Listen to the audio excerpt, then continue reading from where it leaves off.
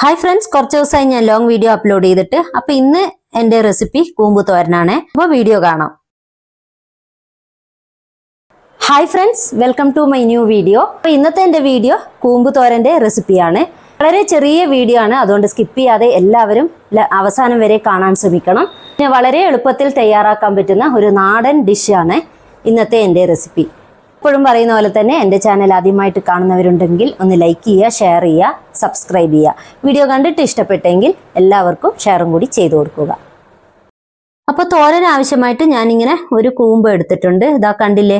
ഇനി ഇതൊക്കെ നമുക്ക് കളയാം. ഇതൊന്നും നമ്മൾ തോരന് ഉപയോഗിക്കില്ല, ഭയങ്കര കയ്പായിരിക്കും കേട്ടോ.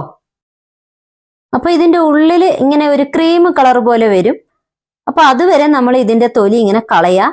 പൂവും കളയണം, ഇല്ലെങ്കിൽ കയ്പായിരിക്കും തോരൻ ഉണ്ടാക്കിയാല്. ഇതാ കണ്ടില്ലേ, ഏകദേശം ഇത്ര വരെ നമ്മൾ അതിന്റെ തൊലിയൊക്കെ കളയാം. ഇനി ഇത് നമ്മൾക്ക് കൊത്തി അരിയണം. നമ്മൾ ഇതിന്റെ പുറം ഭാഗത്തുള്ള കുറെ ഇത് നമ്മൾ കളഞ്ഞല്ല. അപ്പൊ ഇനി ഇത് കഴുകേണ്ട ആവശ്യമില്ല, ഇതങ്ങനെ കഴുകില്ല. ഇനി ഇതൊക്കെ നല്ല പോലെ ഒന്ന് കൊത്തി അരിയ.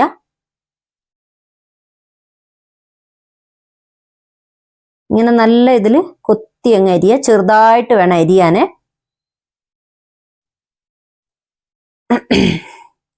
പിന്നെ കയ്യിലൊക്കെ കറയാകും, അതിന് നമ്മൾ കുറച്ച് വെളിച്ചെണ്ണയൊക്കെ കയ്യിൽ തേച്ചു കൊടുക്കാവുന്നതേ ഉള്ളൂ.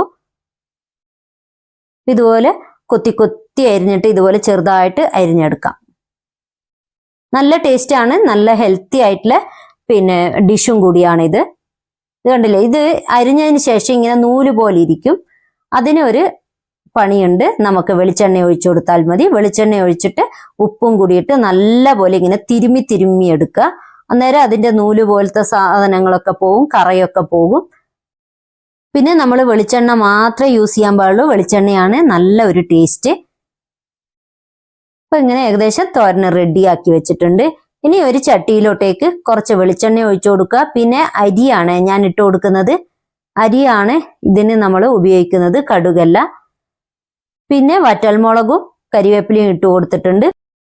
ഇനി നമ്മൾ അരിഞ്ഞ് റെഡിയാക്കി വെച്ചിരിക്കുന്ന കൂമ്പ് അതും ഇതിലേക്ക് ഇട്ട് കൊടുക്കുന്നുണ്ട്. പിന്നെ ആവശ്യത്തിന് വെള്ളം കൂടി ഒഴിച്ചു കൊടുക്കുക. ഞാൻ കുറച്ച് വെള്ളം അധികം ഒഴിച്ചിട്ടുണ്ട്, കാരണം ചട്ടിയിലാവുമ്പോൾ കുറച്ച് വെള്ളം കൂടുതൽ വേണം, അതാണ്. പിന്നെ തേങ്ങയും കൂടി ഇട്ട് കൊടുക്കാം. ഇനി എല്ലാം കൂടി നല്ല പോലെ ഇങ്ങനെ വഴറ്റി കൊടുക്കാം. നിങ്ങൾക്ക് വേണമെങ്കിൽ തേങ്ങയും ജീരകം അങ്ങനെ ചതച്ചിട്ടും ചേർക്കാം. പിന്നെ വൻപയർ നമുക്ക് വേവിച്ചിട്ട് അതും ഇതിലോട്ടേക്ക് ഇട്ട് കൊടുത്തിട്ട് അങ്ങനെയും തോരൻ ഉണ്ടാക്കാം. നല്ല ടേസ്റ്റ് ആണ് വൻപയറും കൂട്ടിയൊക്കെ തോരൻ വെക്കുകയാണെങ്കിൽ. അപ്പോൾ ഏകദേശം എൻ്റെ കൂമ്പ് തോരൻ ഇവിടെ റെഡി ആയിട്ടുണ്ട്. കുറച്ചുകൂടെ വെള്ളം വറ്റാനുണ്ട്, അതും കൂടി നമുക്ക് വറ്റിച്ചെടുക്കാം. ഇതാക്കണ്ടില്ലേ, ഇപ്പം വെള്ളമൊക്കെ അങ്ങ് ഡ്രൈ ആയിട്ട് വന്നിട്ടുണ്ട്. അങ്ങനെ എൻ്റെ തോരനും ഇവിടെ റെഡിയായി. വളരെ സിമ്പിളാണ്, എത്ര വേഗത്തിൽ ഉണ്ടാക്കാമെന്നറിയോ. അപ്പോൾ നല്ല ഒരു ടേസ്റ്റും കൂടിയാണ്, നല്ല ഹെൽത്തി ആയിട്ടുള്ള ഒരു ഡിഷും കൂടിയാണ്. അപ്പോൾ അതിൻ്റെ കൂടെ ഞാൻ പിന്നെ മാങ്ങ, ഉണക്ക ചെമ്മീനും മുരിങ്ങാക്കോലൊക്കെ ഇട്ടിട്ടുള്ള ഒരു കറിയും കൂടി ഉണ്ടാക്കിയിട്ടുണ്ട്. അങ്ങനെ എൻ്റെ തോരനും ഇവിടെ റെഡിയായി. അപ്പോൾ എല്ലാവരും ഈ റെസിപ്പി ഒന്ന് ട്രൈ ചെയ്ത് നോക്കുക. വളരെ സിമ്പിളാണ്, വളരെ എളുപ്പത്തിൽ ചെയ്യാൻ പറ്റുന്ന നമ്മളെ നാടൻ ഒരു ഡിഷും കൂടിയാണ്.